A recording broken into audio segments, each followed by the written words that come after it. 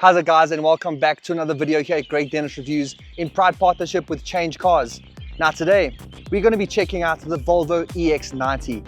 It's a premium, high quality Swedish 7-seater SUV. The catch? It's all electric.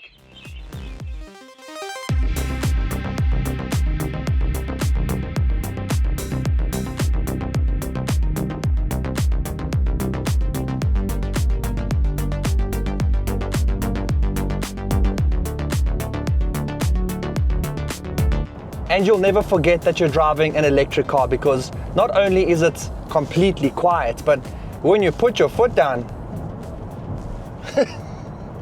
this car shoots you forward so quickly. Now that's going to bring me to some of the technical information about this car up front. So this car has got twin electric motors. So it's got two electric motors pushing this car forward, one in the front, one in the back, and it's putting out 380 kilowatts and 910 Newton meters of torque. All of that power, just under 1,000 Newton meters of torque, coming from this 7-seater family SUV from Sweden. And just to show you the acceleration and how instant this accelerator pedal is, this is me pressing, stopping, pressing. Yeah, there's no lag, there's no buildup of power, and that's the benefit of driving an electric car. Now all of that energy is stored in a 111 kilowatt hour battery, which is on the floor of the car, so it's underneath me the whole time. And that's going to allow you a claimed range of around 600 kilometers. Now I don't think you'd probably be able to get 600 kilometers if you're daily driving this car in a real world scenario. But when I went to go charge the car and driving it pretty responsibly, I'd say I'd be giving it or having a little bit of fun with it every now and then. So its estimated range that it gave me was around 450 kilometers, which is still actually pretty good for a full electric car based on the size of it and all of that stuff too, especially the weight as well. So yeah, 450 versus the 600, around 600 that they claim.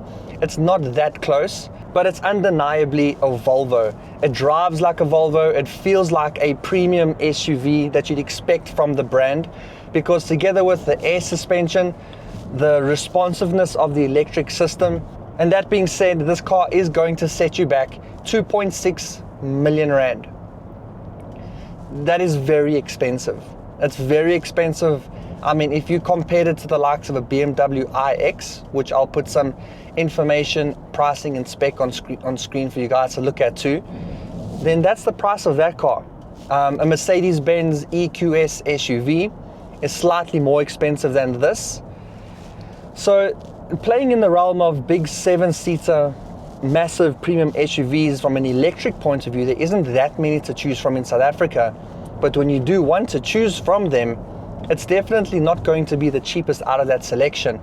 But once you drive this car, I think you then start to understand why maybe they're offering it at that price, because you're going to look at all of your standard equipment, you're going to look at the premium levels, the luxury levels, the way that the car drives, and then I think it might start to make a little bit of sense. But it's still very expensive, please don't get me wrong. If I remember correctly, I think that they'll also be covering the cost for the cost for charging this car for an entire year. They'll pay for it. There's a whole package that comes with buying a car like this, which then might start to warrant that very expensive price. Now with all the good does come a little bit of bad. Again, this is a car review, so I'm not going to be making it out to be the perfect car, because in my eyes, no car is perfect. There's always something that I feel can get done better. Now for me, there's 4 things that I want to quickly chat about. The first one being this massive moon roof. Now the reason I bring it up is because there's no cover for it, so it doesn't cover, it's always exposed. So I feel like it brings in a lot of heat into the car and sunshine sometimes when I don't really want it. Now in the new Audi A5, they had the technology that blocks it out digitally, which I thought would have been really cool for a car like this, especially from a tech point of view. The second thing is the infotainment, and more specifically around Apple CarPlay. That was quite a mission to load onto this car for some reason. Now I did have 2 cars on test, of 2 of the same cars, but I'll get to that in a second. The first car I battled with, but the second car managed to load Apple CarPlay very easily, so that was a breeze. But I did find the system did glitch out every now and then. It was the system allowed you to play games, so it was playing games and glitching on that game, but trying to play Apple Car, it got a bit of a mission and I couldn't stop it, so I had to delete that application. So that wasn't a really nice experience.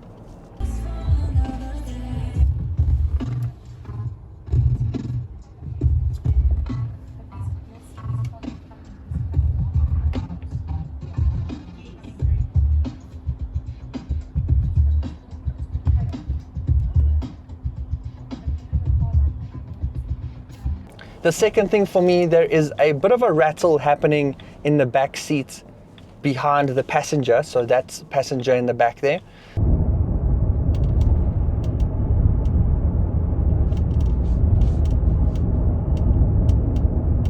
Now it's rattling, feels like a little plastic rattle or something, which I thought, wow, this is a little bit weird. Maybe it's just this car that I'm in. But as I told you, I was in two cars. So the first car had it, and then I was very surprised to hear it in the second car as well. So from my little quick summary of the two cars, I can kind of gauge that it might be a more permanent problem in these cars.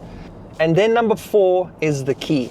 Now I was given a small little square block, almost like a little Lego block of a key to use for the car. But the problem with it is that you have to charge this key. You charge it on the wireless phone charger down here on this pad. And the charge will only last around 2 to 3 days. Now, I'm sure if you're owning this car, you're probably using the whole ecosystem and the app and you're getting into the car that way. But maybe you aren't, and you might be using this little block key like I am. So yes, I got stranded at Lanseria Airport because the key lost its charge and I couldn't get into the car. The car should unlock or put the lights on, or the door handles should pop out. Yeah,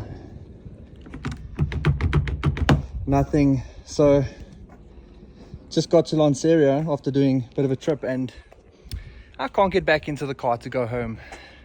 I literally could not get in. It didn't recognize me, it didn't open the doors. I had to get a lift home, and that's when I had the whole car swapped because they were then going to check it and that sort of thing. But it turned out that yes, the key that you use, you have to charge, and it lasted about 3 days, which checked out, and then I had to swap cars. So yeah, as good and perfect as what this car may seem, there are a few little glitchy things that I feel like could get sorted out, and some things that I experienced. Can anyone else see the problem here? It's telling me that the passenger next to me is not wearing their seatbelt. So let me plug in, make sure my passenger is secure, and hope that oh, there we go. It's now gone away. Thank you. But if you feel like the car in its standard form is not quick enough for you, you can go and activate the performance mode, which is then going to activate the all-wheel drive with the electric motors, boost everything as quick as possible. And then when you put your foot down, this thing becomes an absolute animal. Acceleration is instant and you can feel it in your body. It is so much fun. Yes, it's going to use more charge, but hey, you can go home and charge it again. Who cares? This is going to send you to 100 k's an hour in 4.9 seconds. Yeah, this big family electric SUV, 0 to 100 in 4.9 seconds. Yeah. And the cool thing about these electric cars is that when you're braking, it's charging the batteries up again. So it uses the motors and the brakes and the regen braking to kind of put all of that lost energy back into the car again, which is really cool.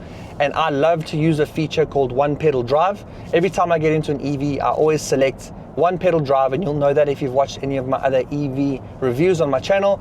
So when you're driving with the accelerator, and then when you let off, it'll use those same motors to slow you down as well as to speed you up. So it's quite cool. You drive with one pedal only, you barely ever touch the brake. It's quite a cool feeling, but once you get into an EV and experience it, that's probably the only way you're ever going to drive it. Okay, so we've chatted about the electric system, the motors, the power, the performance, the storage, how to charge it, how it feels to drive, as well as some of the negative things that I've come across with this car. But now let's go to something positive. Let's go check out the design of this Volvo EX90. And here we go, the outside of the Volvo EX90, a good looking and eye-catching SUV. I say that because this thing was turning heads everywhere that I drove it, they were still wondering, is this actually a Volvo? Really? Where's the grille? Well, that's because it's an electric car. It doesn't need one. So that being said, up front, you're going to find a complete closed face because, like I said, there's no engine here, so there's no need for bigger vents and air intakes and things like that. But what you will find down here is a little bit of an air intake system, but I say air because that's to cool down the battery system. And these little vents do open and close depending on if you need to get more in there, more air in there or not. And then you're going to find these really nice looking Thor hammer headlights, which I will also put a little bit of an overlay because the camera and the LED systems are generally not friends, but they are really, oh, there you go. Look, the vents just closed. They were open just now. So yeah, these are actually really cool. And the lights, when you approach the car, it'll actually wink at you. So you'll see on screen here, when you approach it, the car will actually wink because inside here are your actual headlights. So this whole thing opens up to reveal your headlights when you need them at night, but when you don't need them, it closes and they turn into just normal daytime running lights. And then right on top of the car there, you're going to find that little bump. Now that's going to be the LiDAR system, which is going to be your light radar system, which is what's scanning the road for all of your safety tech and all of that. But be careful, don't really point your phone or any cameras at it for too long because that system will actually cook your lens and the sensor inside there. So just be careful. And then coming down the side of the car here, you're going to find these massive 22-inch wheels. I love the design of this wheel. You'll see that it's also got like an aero cap added to it because there's no place here for your lug nuts and that. So you'll pull off this whole plastic section to reveal all that underneath, but it's very aerodynamic, and that's the reason that it's been designed this way. So a very nice looking wheel, a massive wheel to fill this massive arch too. And then coming down the side of the car here, you're going to see a very nice looking side mirror. I don't normally point out side mirrors, but I think that this one's really cool. I say that because it's completely mirrorless and it's almost floating on top of a camera, as you can see over there. So cameras all the way around the car from a safety and a 360 camera point of view. And then further down the side of the car here, you're going to find a complete black side sill over here, which again just adds to this car's premiumness, I feel, because that big wedge of black there in the contrast to the rest of the car looks really nice. Coming down the side here, you're also going to find these flush door handles that'll tuck away when you leave the car and will untuck themselves like this when you approach it to get inside. And then the back of the car, which I found to be quite controversial because a lot of people don't like it, but a lot of people do like it. So head down to the comments and tell me, where do you sit with liking it or not liking the back of this Volvo? But firstly, let me put these lights back on. Now at the back here, you can see that these lights make almost like a C shape over here. Also, they animate when you leave the car and when you approach the car, as well as some lights built into the top over here. So I think that this is a really, really good looking car, especially for a big SUV like this. And then right underneath the lights, you're going to find your Volvo EX90 badging. Now this is the twin performance, twin meaning that it is a dual motor. Yeah, Volvo badging in the center, big black bumper. Obviously no need to show exhaust because this is not a gas or petrol powered car. And then taking a look at the inside of the car. Now before I do that, we need to make an agreement. So you need to please go and subscribe to my YouTube channel before I'll go and show you the inside. Now I know there's almost 60% of my audience who watches my videos aren't subscribed. So please subscribe so you always know when my new videos come out. Cool? You subscribed? Okay, now we'll take a look at the inside. Okay, and now taking a look at the inside, you are going to find a very familiar Volvo styled interior. But the only difference here is that this car is completely electric, as I've mentioned. So you're not going to find any gear selectors or anything like that because that's going to be on this little stalk over here. When you get into the car to drive, there's no start button or anything like that. If you've got the key on you, you hop in, put it into drive and go. That's literally how easy it is. And in front of the driver, you're going to find your own individual digital screen. What's cool about this is that you can either show a complete black screen with just your speed and your range, as well as the maps and your driver safety system. So on this mode here, it'll show you the cars around you, who's around you, as well as your lane systems when it's in adaptive cruise control. So some choice to choose from there, but more specifically, you want to look at your range and your battery percentage. Now, before we get too deep into the technical point of things, let's take a quick little tour of the inside of this Volvo. Now here you're going to find a leather wrapped dash. You're also going to find this wood trimmed type of material here, with also like the stainless steel trim over there with a little Swedish flag built into the little metal trim. You'll see you've got a Bowers & Wilkins audio system, and that audio system has got 25 speakers putting out just over 1,000 watts of pure symphony. Now I know I said that this is a leather wrapped dash, but it's going to be a leatherette because this is an electric car. So it's all about sustainability and the earth. So you've got a really nice leather synthetic material, but being a Volvo, they do go a little bit extra in terms of the stitching and the kind of the layers that they've got built in here. So it looks very premium and it's definitely just as comfortable. And speaking of that audio system, you'll see that you've even got speakers built into the headrests. And the speakers over here are also going to be used for things like your navigation and Teams meetings and things like that. So it's going to keep that audio surrounded right here by your head. And then you've got this big central infotainment screen.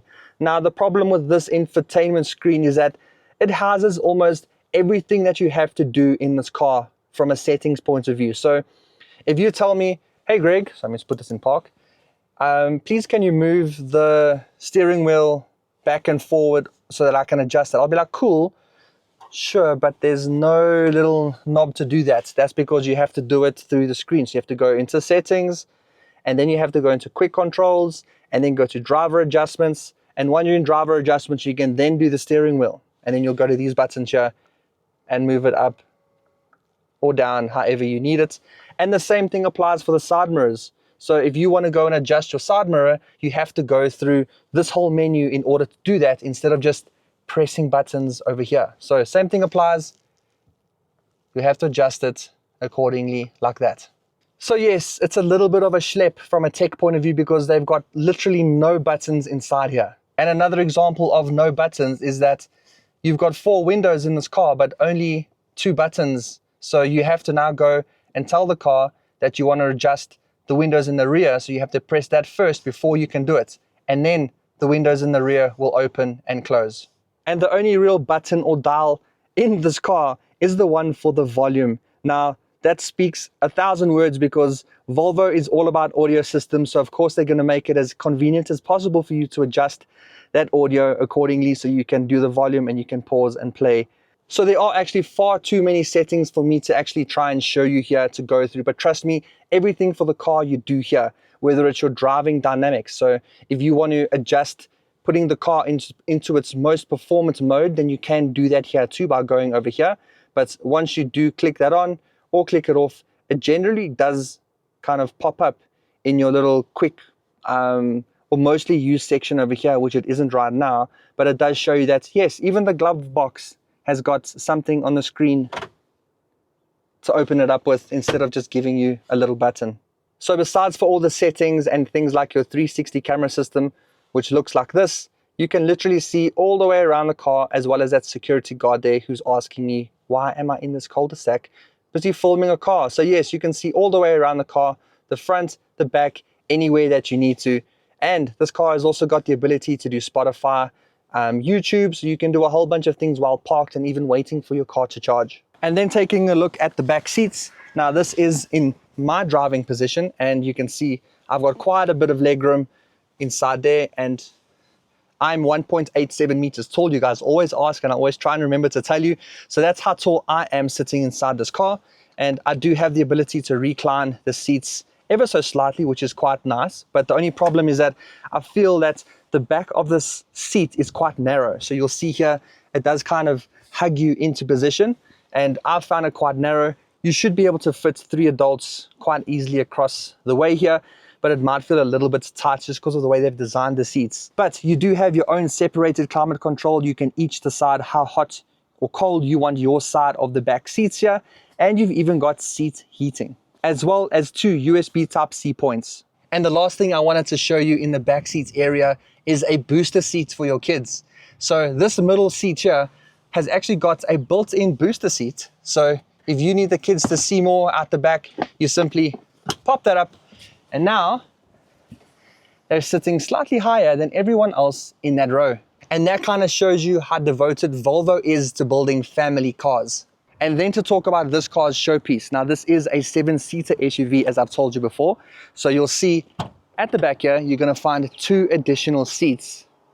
But the good and cool thing about these seats is that they do tuck away completely flat against the floor here, and very easily too, because you've got buttons that will drop it, as simple as that, and literally tucks them away completely, and it'll do the same by lifting them up. Simply touch it, and they'll rise to the occasion when you need them. But now I'm going to overuse them and put them down again, because I want to show you how big this entire place can be. So I'm going to go back to the middle row, and now I'm going to drop these seats quite nicely. Now also you can do these from here as well if you want to drop those seats there. But now I'm going to drop this completely, and you see the headrests tuck away all by themselves. I'll do that side too. And just like that, you have got a massive space back here for anything that you want to store in the back of your Volvo EX90. But Volvo even shows you the types of things that you can fit in the back here, because they've put a little diagram for you. So check this out. These are the types of things that you can fit into the back of the car, and they ask the question, will it fit? Well, yes, all of these things will, and they give you all of the dimensions that you would need in terms of knowing the space, the distance, the height, the width. All of that stuff is literally printed on the inside of this Volvo. And sadly, it does not have a spare wheel, because I think trying to hold a 22-inch wheel in the back of this car might be tough. But you do have a tire repair kit inside there, but these are the cables that you'll use if you are going to be charging the car, not at home. And then finishing up with the practicality and storage of this car, you've got a whole bunch of space in the door bins over here. You've got more space underneath that center console over here for more storage. But because this is an EV, that means that there is a frunk. So you've got storage right here in the front of the car that you can also store some stuff. So once I get that opened, like so, there we go. There isn't an engine, but they have used the space for additional storage. Now, it's unfortunately not that deep and not that big, but you can still use the space for a little bit of storage here. So if you wanted to use that for the tire repair kit, or your charging cables, or just anything, you've got a little bit of space that you can use that for. Now, Volvos are also known for being a very safe car, and they definitely are. And you can tell that by even them being so proud of the seatbelt, which they invented. As you can see, they've got that imprinted year of when it happened on the seatbelt inside here. But other than that, the new systems inside Volvos are also just as safe and impressive. Now, even just looking at the adaptive cruise control, when you go and activate that through the little drive selector stick over here, it automatically goes into adaptive cruise. Steering assistant on, it's now going to simply steer for me and keep me in lane. And then to answer the biggest question that I get on my social media is, EVs aren't good in South Africa. How are you going to do it with load shedding? Wada. Yes, I hear you, and I can understand why you ask those questions. But if you're getting a car with a range of 450 to 500 kilometers, that shouldn't be your biggest problem, because you're going to end up having to charge this car maybe once a week, depending on how far you drive, maybe once every 3 days. I don't know. But you're buying an electric car based off of your lifestyle. If you're a rep who's consistently driving over 1,000 Ks a day, then it's not the right car for you. And you'll know that because you're not going to go and look at a car like this. But if it is the right car for you, you'll find a way to blend it into your lifestyle. You're going to get the charger set up at home with the car. You're going to plug it in at night, just the same way that you plug your phone in to charge overnight. The car will happen and do it the same way. So if you've got load shedding over a certain period during the evening or night, that's fine. It'll charge up until then, and when load shedding comes back on, it'll continue charging. So it's not a massive problem. Yes, I have found that maybe doing longer road trips could be a problem in South Africa. We don't have the biggest charging network, so I get that. But again, you're buying a car and you're driving it to suit your lifestyle. And that's the way that I would explain it.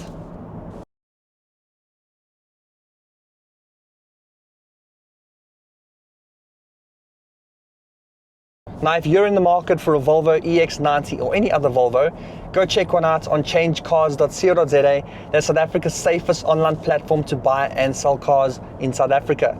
Now, they've got a really cool feature and trademarked tool called Beat My Quote. So if you bring them a quote on a brand new car from any dealership that's not on Change Cars, not only will they match the quote, but they'll beat it too. So you can get a better deal on a new car through changecars.co.za. So go check them out, and they're also a proud partner of Greg Dennis Reviews. Okay, And then onto the verdict in the form of the GDR test. Should you get it, drive it, or remove it from the list of cars that you're looking at? It's expensive, but I would say if you've got the money for this and you know what you're buying when getting into a Volvo, then go ahead and get it. It's luxurious, it's premium, it drives impeccably, and the performance that you get out of this, trust me, those 5 kids that you're taking to school will also never be late. And even if they were late, no one's even going to hear you rock up to school that this thing is so quiet. So yeah, I'd say go and get this. Now, if you enjoyed this video, please drop a like below. And if you want to see more videos like this, other car reviews and things in between, then please subscribe. And until then, I'll see you in the next one. Cheers.